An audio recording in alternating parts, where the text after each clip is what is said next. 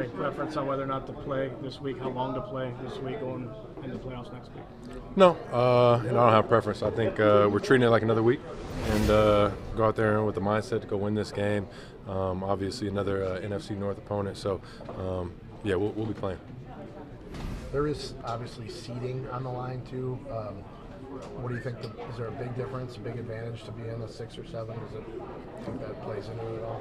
No, I mean I think for us the mindset really is it doesn't matter. I think we're going into this with knowing that we're obviously going to be on the road and go play some teams that we've already played before. So we're excited obviously for playoff start. We're going to finish the season off with the Bears, but no, it really doesn't matter who we're facing.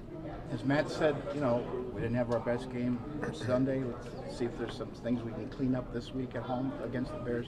Is that a feeling with you and your teammates? Definitely. I think every week of the season, you go out there, play, you come back, you watch the film, and you try and find things to get better at and improve on. And that's been the mindset the whole season. So nothing's changing for this week. One thing you mentioned after the game is the one-on-one coverage, wide receivers need to get open. Is that something that can be worked on this week? Is that a message you think that they took to heart a little bit? I mean, I think that's always the message. We always got to go out there and win, no matter what the defense is doing. We got to go find ways to win.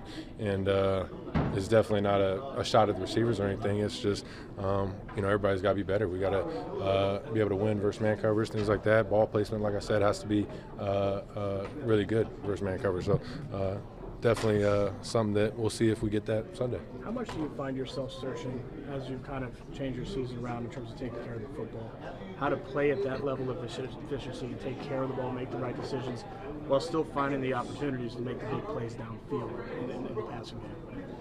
I mean, that's always the mindset is you obviously want to be able to hit those big plays and push the ball down the field. I've talked about that all season. That's always my mindset.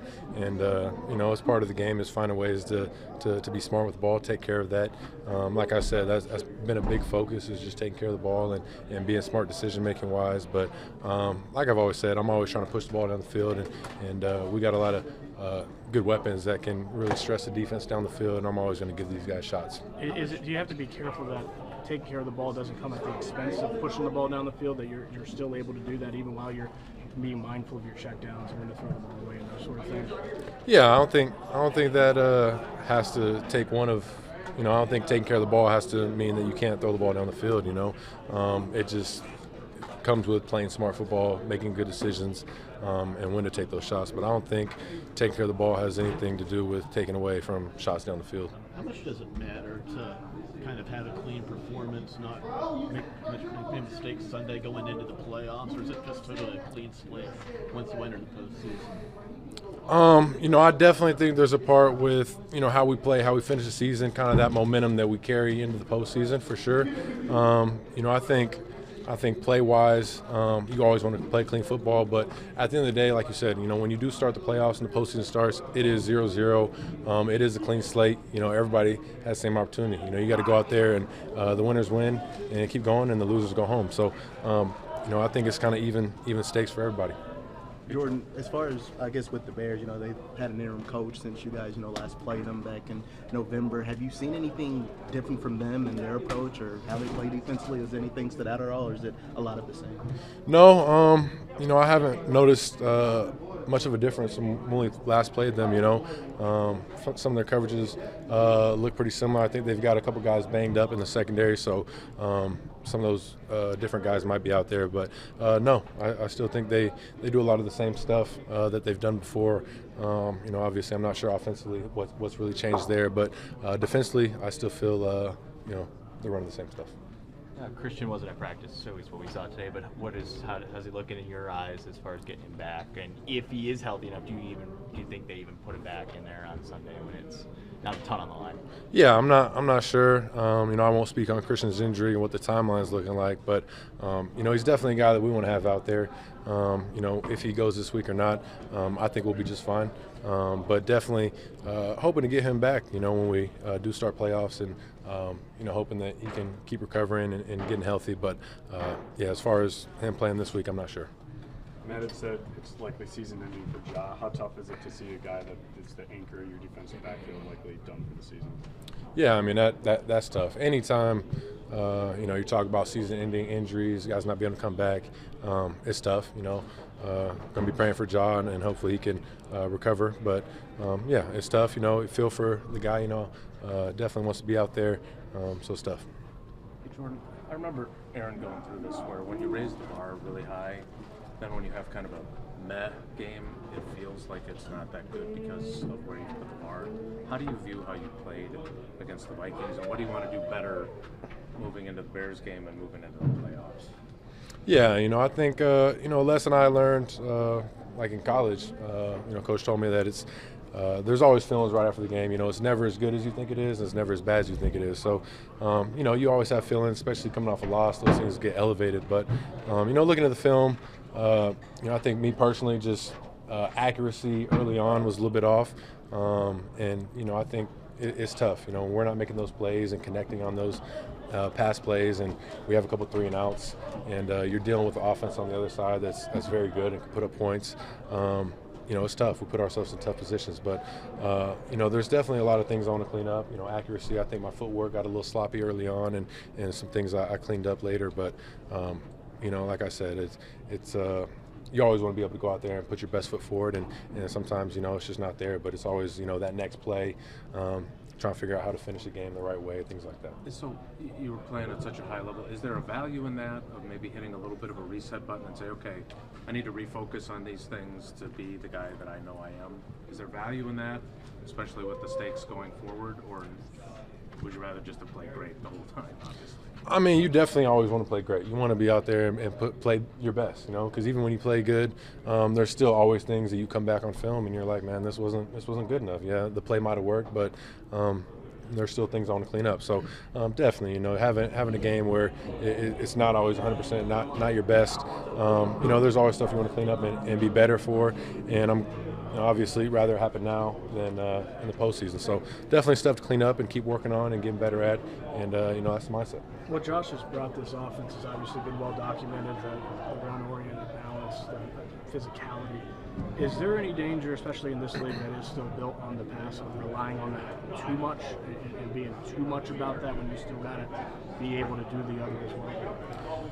No, I mean, I think if you're running the ball well, you can't just stop running the ball. So I think obviously you go through a game and you feel out how you're doing in certain aspects, whether it's run or pass, and the coaches have a great feel for that. If we're not running the ball as well, they're going to start passing it more. So it's one of those things you just go through it. But whenever you're running the ball at a high level and have a guy like Josh where you can just keep feeding him and good things are happening, and we're stacking some of these plays, and then like we said, we can play that play action game off of some of the run looks and just keep the defense guessing. I think that's when we're at our best. So whenever we play complementary ball and we can have the run game and the pass game hitting on all levels, is when we're at our best. Will you be doing any scoreboard watching when you're on the sidelines of that Washington-Dallas game on Sunday, or do you not care until your game's over? No, I mean, I'm going to be focused on our game, so that's one of those things that we'll see where the chips fall after the game. But no, we'll be focused on playing the Bears. Would you really prefer it's not Philly, though? No. Jordan, things have obviously spiraled for the Bears. There was a time last year you guys were 3-6, and you turn it around. When you look back on that time now, what do you think it was that you guys did that allowed you to prevent kind of a spiral like they went through? Yeah, I mean, I think a lot of it is a credit to the guys we had in the locker room. We did a good job last year. Obviously, it wasn't a great start. We had a couple, stacked couple losses, and we stuck together. Like I've said before, we really took it upon ourselves to keep finding ways to get better. And I think things can get out of control if you're not having a great season and having a couple L's, and then you guys might check out, things like that, and you're not really putting the same effort forward as you might be if you're winning. So I think it's credit to the guys just staying here, the coaches putting in more work and just finding ways to get better and turn it around. And then we start making plays, executing at a higher level, and start winning those games. So it all falls upon that work. The way things worked out Sunday against the Vikings, they're deep, too deep. Do you think maybe there could have been a couple more snaps where you could have run with the ball if everything was covered? Didn't Tom talk about that much? Yeah, we've talked about that. You know, there's instances where, you know, whenever you see a defense go two-man, there's always chances where you can get out and run.